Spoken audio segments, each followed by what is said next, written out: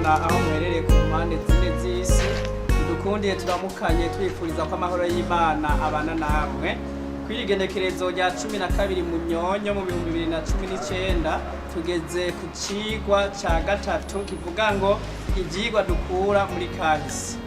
Muri iki cigwa muri kumwe na jewe Pastor Denis Shimirimana hamwe na Nzimana Eric Francine ntiyanyibagira. Reka tubanze dusabe kugira ngo Francine ntiyanyibagira adushire mu biganza vy'Imana maze twinjire mu cigwa nyezina. Turagushimiye Mana nziza, turagushimiye ko dukunde kugira ngo dusanture ivyanditswe vyawe. Kaze rero ubane natwe n'abari twebwe ariko abari wewe, abatwumva bose batahuzwe nawe mu izina rya Yesu Kristo. Amen. Ego mugenzi urashobora gutanga iki cigwa? Ego nk'uko mwamaze kubivuga, icigwa kivuga ngo ivyigwa dukura muri kahise. Iyo bavuze ngo ivyigwa dukura muri kahise, twagomba kubanza kumenya ko kahise hama tugagakuramwo iki, tugagakuramwo icigwa. Ni ukuvuga ngo n'indongozi turiko turiga ku gitabo ca Ezra na Nehemiya, turiko tubona amateka yande ya Isirayeli n'ihanga ryari ryaratoranijwe n'iki n'Imana. Ni ukuvuga ngo iri hanga ryari ryaratoranijwe n'Imana n'ivy'ukuri. Imana yari yararikunze ku buryo budasanzwe, iyikorera ibintu byinshi byiza cane.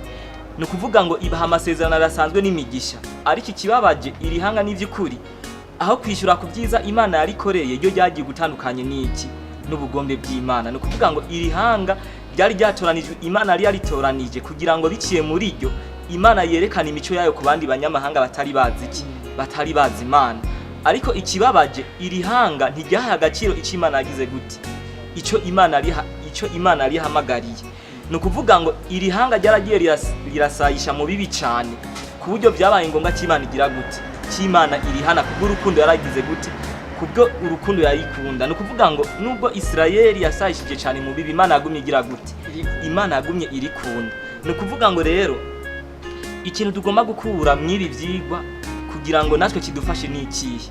Ni ukuvuga ngo no mw'iki gihe cacu nk'uko Pawulo abivuga ngo hariho amasigarira nk'uko yagize gute, yatoranijwe n'Imana. Ni ukuvuga ngo no mw'iki gihe cacu hariho ubwoko bw'iki, ubwoko bw'Imana. Ariko rero ubwo bwoko bw'Imana nubwo buhari buracari mw'isi burwana iki, burwana intambara y'icyaha. Ni ukuvuga ngo nk'ubwo bwoko bw'Imana canke se n'iryo shengero ry'Imana, ni ukuvuga ngo rimwe na rimwe harabonekamwo ibintu bitagira gute, bitagenda neza.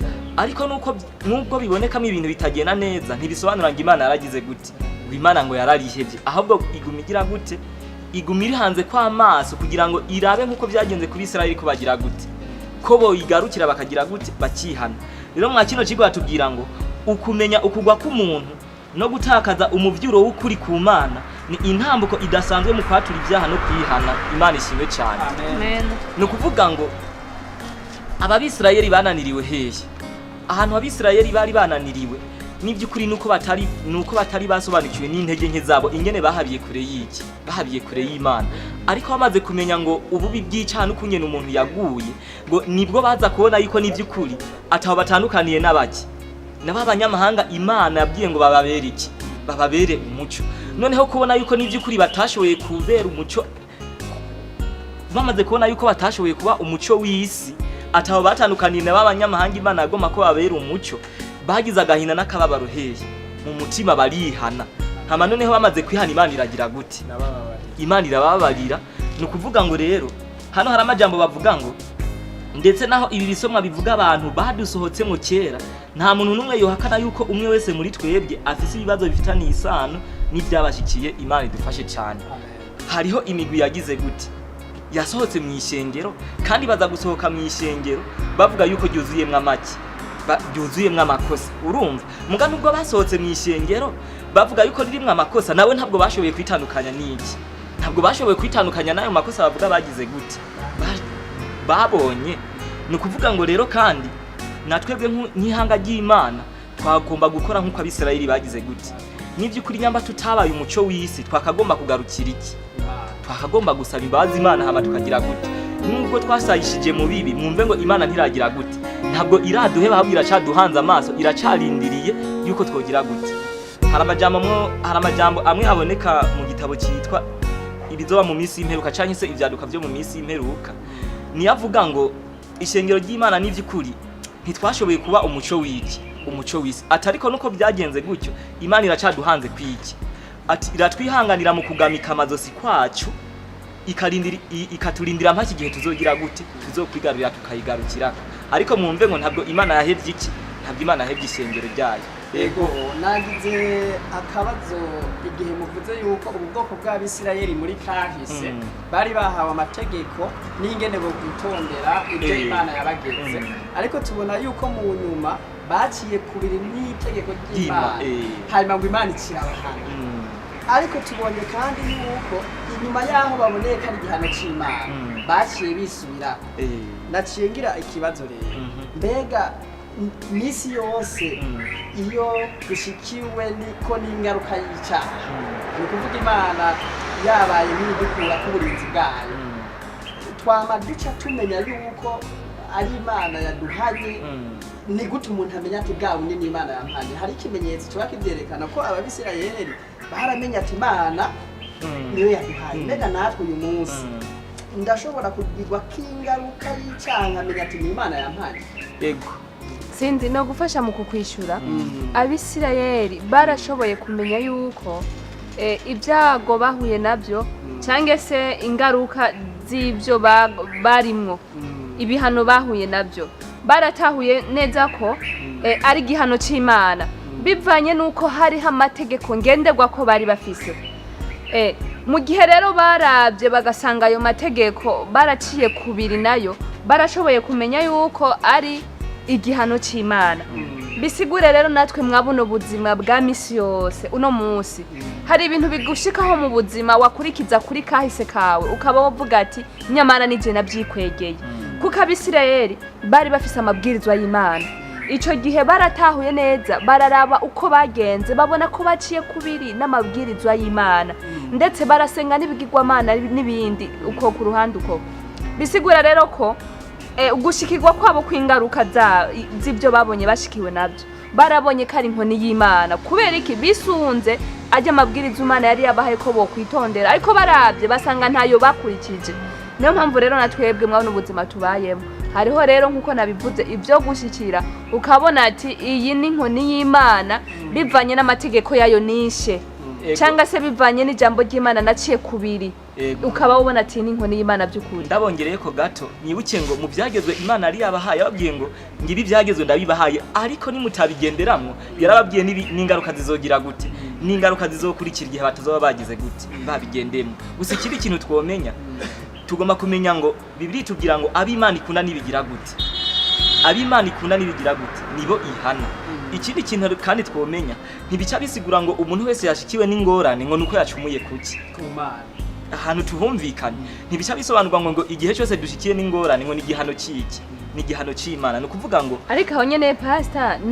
nagerageje kuvuga uti Abisirayeli babonye ko ari inkoni y'Imana bivanye no kungene babonye ko baciye kubiri n'amabwirizwa yayo natwe bwe rero mwa kino gihe cyacu hariho ibintu byo gushikira ukabona ati naciye kubina bya bintu ijambo ry'Imana ribuza bidasigura ngo ucumuye ngo Imana ikiguhana oya ahubwo bivana n'icitondegwa Imana iba yaraguhaye mu rugendo gukorerako birakunda kuvugangwa mu buzima bwa misi yose nk'ubu bakabona wewe urakenye urabuze ibyurya urasembereye ahuba abantu ngo kumbure kubera utanasenga kati ujya muntu iyaza kubasenga ntababayeho burya buzima ugasanga imisi yose twebwe uko tubayeho bashaka kubisanisha nuko twubaha Imana ibyo rero abantu barihenda cyane kuko ntabwo bisigura ngo kubaha Imana bisigura ko mu buzima bugaragara abantu uca tubaho tugowe neza cyituma yo burya jambo yavuze ngo mu bibi no mu byiza ni kwama dushima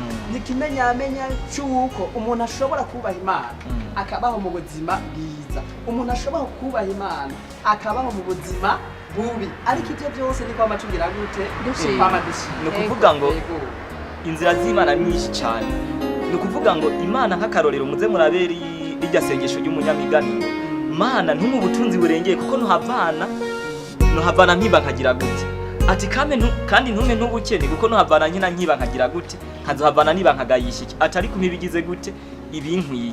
Ikintu nashaka kuvuga mu mitwe y'abantu kenshi iyo tubonye umuntu ashikiwe n'ibibazo duhutira kwibona yuko umenga yagize gute, yacumuye ku Mana, nka kumwe babagabo baza kuraba yubu bamwagiriza ko yagize gute.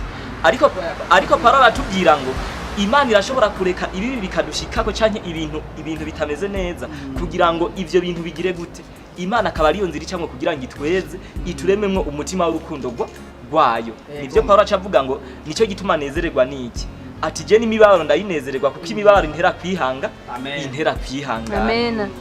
Niyo mpamvu rero no mwakino cigwa uku kwihangana ivyigwa dukura muri kahise tuza gusanga cyane Imana yarakunze iritaho cyane ubwoko bwa Isirayeli.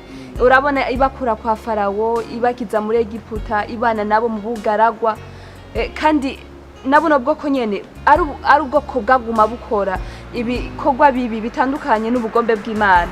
Dusha tubona reka Imana yakomeje gukunda cyane buno bwoko bwa Isirayeli ititeye kwa bino bintu by'ibigabitanyo bakora. Niyo mpamvu rero mu vyigwa tuza gukora kuri kahise tuza gusanga Imana ari nyarukundo ku kiremwa muntu yaremye.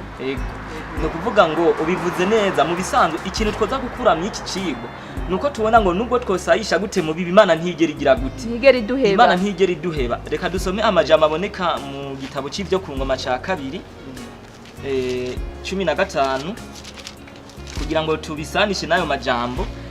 Ni ku murongo waho wa 2 hari amajambo avuga ngo aja gusanganira Asa aramubarira ati ni mu ntege amatwi yewe Asa mwe n'abayuda n'ababenyamini mwese, uwo arahazokomeza kubana namwe nimwakomeza kubana nawe, kandi nimwamurondera muzomubona, ariko nimwamuheba nawe azobaheba. Imana idufashe cyane.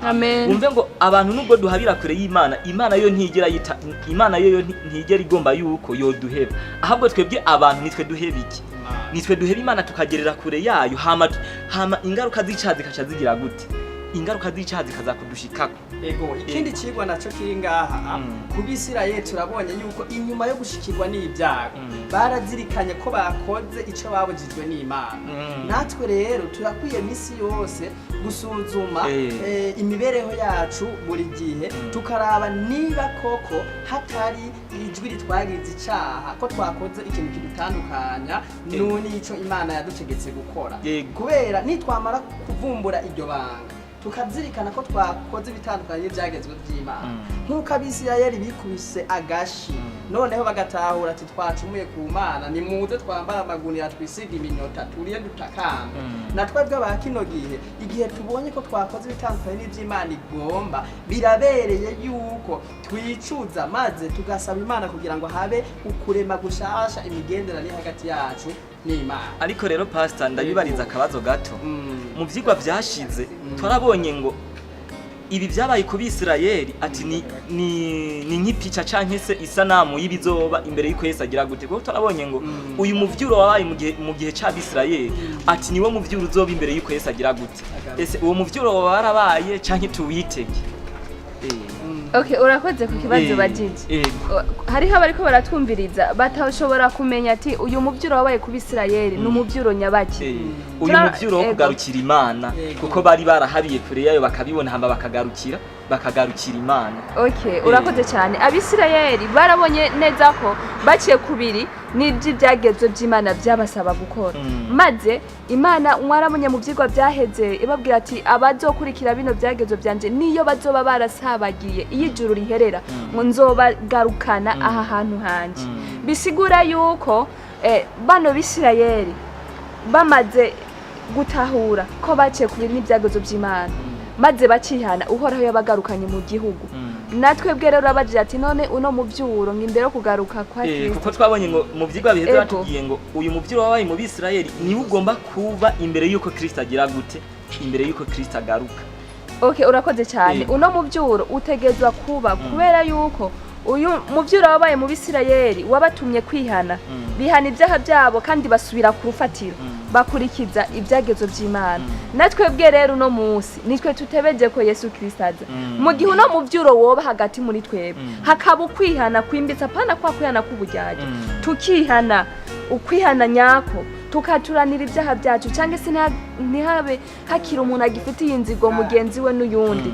hama nibya byagezo by'Imana bizoba bije mu mitima yacu apana kubisoma mu bitabo tubibona muri Bibiliya noneho bikaba mu mitima yacu bigaca bija no mu bikorwa byacu azoba ari ukwihana cyangwa se azoba ari guhindurwa gusha muri twebwe n'akameremere kwacu maze natwe Yesu Kristo yego Imana ni hamwe cyubahiro reka tubakengurukire mu by'ukuri umubyuro mbere n'uyu nyene kuko ngo ibi byabaye ku Bisirayeli bitubere akarorero mbega bizotubera akarorero ryari n'uyu munsi nyene icyo gituma narimo baratwumviriza ngo babwira ngo nibikubita gashi bave mu ngeso zabo mbi kugira ngo Yesu Kristo aze kutwijana mu bwami bw'Imana amen hanyuma kw'ico kibazo mugenzi Eric ubajije ati mbega uwo mubyuro muri kino gihe uzoba ryari nagira ndakubwire ngo uwo mubyuro urimo uraba muri kino gihe nyene nico gituma avuga ngo ikangure wewe usinziriye ubutumwa bwiza bw'ubwami ko baravuga ku isi yose nico kimenyetso kizoba ku mahanga yose maze umwami wacu Yesu Kristo ace aza ego no kuvuga ngo inyunganizi mwatanze ni nziza urumva rero ivyigwa tugomba gukurira muri kahise nuko twosaba Imana ikaduha kugira gute kuyigarukira igihe dusanze twaragize gute twaragerereye kure yayo yego icigwa cy'uno munsi iki cigwa twokigarukiriza ngaha kandi dutumira abadukurikirana kuzokurikirana ibyigwa byejo kugira ngo batahure mu buryo bwimbitse iki cigwa neza ego Imana igihe umugisha reka dukengurukire wowe mwigisha namwe mwese mwe maradukurikiranira duvuga ngo Imana ibashoboze gushira mu ngiro ubwo Yesu agiye kuza twijanire dusabe mushiki wacu duheraheze n'isengesho turagushimiye Mana nziza udufashije tukumva rino jambo ryawe turumvise ingene witaye ku bantu batwitangiye imbere ukabakunda cyane bitwereka ko neza dufitiye urukundo rurenze reka rero natwe duhe kugukunda nk'uko bigomba kubatwumvirije bose natwebwe ubwacu kugira ngo bizotubere umugisha niwagaruka tuzokubone mu bwiza bwawe n'izina rya Yesu Kristo amen